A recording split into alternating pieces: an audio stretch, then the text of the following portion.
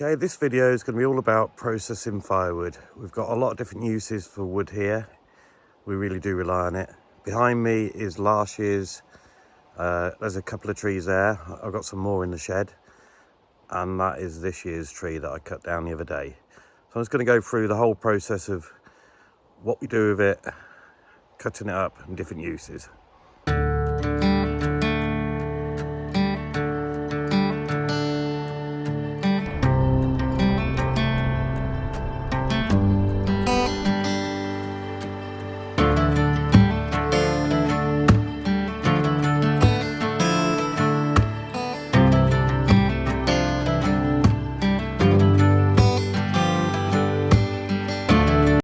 That's our main pile of wood that we stored outside, covered it from the elements. The original plan was to store it for 1 year outside, chop it down into splittable size logs, but because of COVID we've had to leave it for 2 years. We've got a load more in the shed and I'll show you that as well. So in this wonky shed I stored a load of firewood. Just have a quick look at that. There's lots of logs at the end. There's some that I split 2 years ago. If you look at the logs, you can see how they've dried out, the different colours on them. So what I'm going to do is chop all that up for use next year. And what I'll do now is I'll go through all the different reasons we need firewood. So our main heat source for our cabin is this log burner, about 7 or 8 kilowatts. You can load logs straight in there. We've got a couple of these heat induction fans on top, tiled all around it, and this gives out a lot of heat. Even in August it can get down to quite cold at night, so we use it quite often.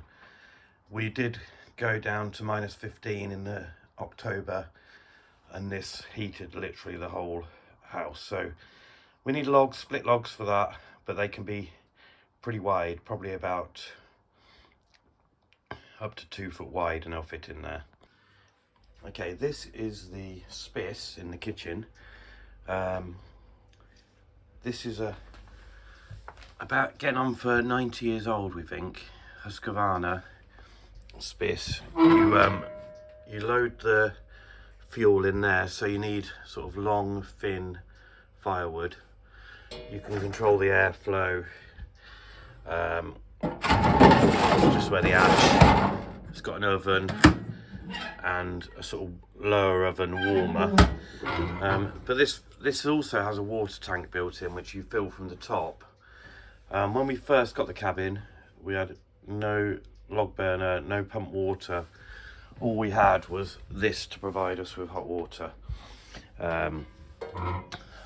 So although we don't use that hot water anymore, it is a great backup if we ever lost electricity. And being in the woods, if the electricity went down, if a tree fell on the line, I guess it could be off for quite a while. We also have our outdoor barbecue area where we do cook on a lot, even when we've been here in the winter. We've got this log-fired pizza oven, which I occasionally use, and we've got the main sort of fire pit where we burn all scrap wood and things from the garden. And the final source is our new addition. It's a bit messy in here. It's also a bit hot. I've been not long out of it. It's still up to nearly 70. We've got this little log burner that needs very small logs. It's just a little 3.5 kilowatt log burner. It's still a work in progress, but it's certainly effective and works. So need logs for that. I need to process them. Okay, this is our tool shed cum log store that's near to the cabin. This is the wood we got a couple of years ago. It's very dry now, and we're burning through that. There's a lot of small logs which I'm keeping for the sauna, and various size ones for the log burner. I split them down. We're using a log splitter for the Spis or cooker when we use that. So what I'm going to do now is chop up some logs and go through the process of sizing them and then splitting them.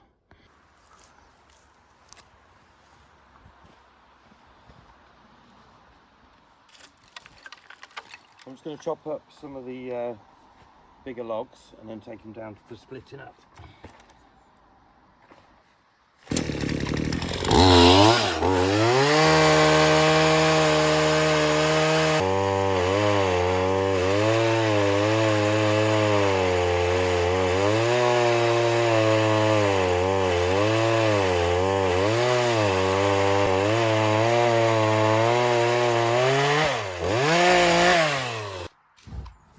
So back in the shed, I've got a couple of logs we've chopped up with a saw. This is my low powered log splitter. So it's only 1500 watts, but I think it's about 3 tons of pressure. So I'll give you now a demo of splitting up the logs. So you get your log, probably be better on a table, but I don't mind sitting on the floor in here. You press the power on, and then there's a handle here. You need 2 hands to do this, so you can never get your hand trapped inside. So power on, and there's a handle at the end to bring this plate in and squash the log against the point.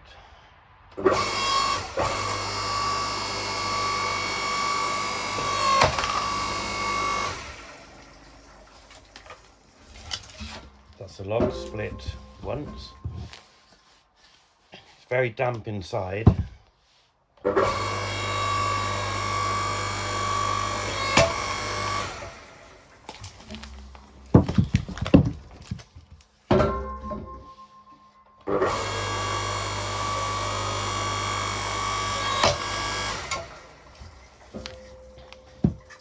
And then you can split down lower again.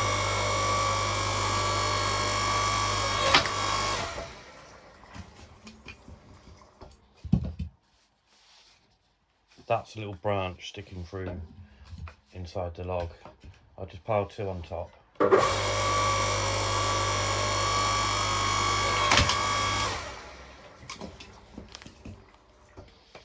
And of course, all the log burners we use require kindling as well as the burning fuel.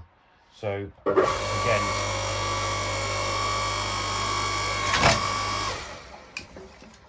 this splits everything down into tiny bits of wood. So either that size log, half size logs, or break it right down into small kindling. And then what I do is I'm going to sort from the split logs what I'm going to be doing with them. So in just a few minutes made those pile of split logs. You can see they're damp inside.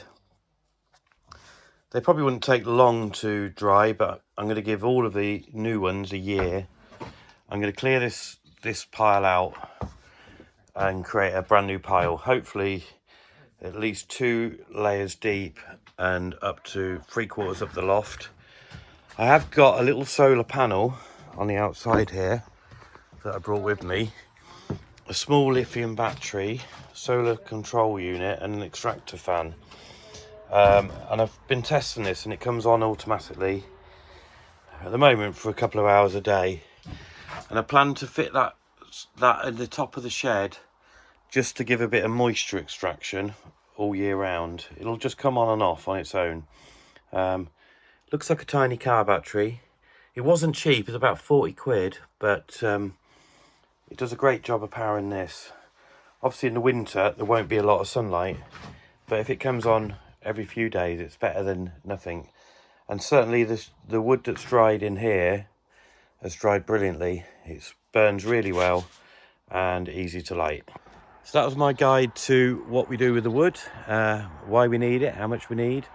We also play about. I'm just trying to make up a Swedish torch out of this log here. Might light that tonight with a barbecue. But it's all part of being in the forest, being in Lapland, Northern Sweden. Brilliant. You know, you can go and buy wood quite easily, split and season, but it's quite enjoyable doing it yourself. So once again, thanks to everybody who subscribes and watches and likes. I realise this is quite a simple guide, but hopefully it just gives a little bit of insight to what we're doing in Sweden. And if you see our posts on the community side of YouTube, that's the bird nest in question. They're doing really well.